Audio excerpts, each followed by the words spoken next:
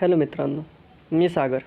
आज मी एक छोटीशी कविता लिहिलेली आहे, जी की गावाकडून शहराकडे आलेल्या विद्यार्थ्यांना डेडिकेटेड आहे. तर कविता अशी आहे की वेळही गेला पैसाही गेला, वेळही गेला पैसाही गेला, हाती उरले ते अपयश.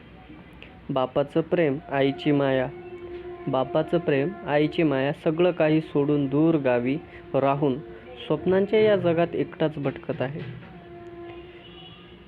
रोज एक सवाल स्वतःलाच विचारत आहे की यावर्षी येणार का रे रिझल्ट माझा.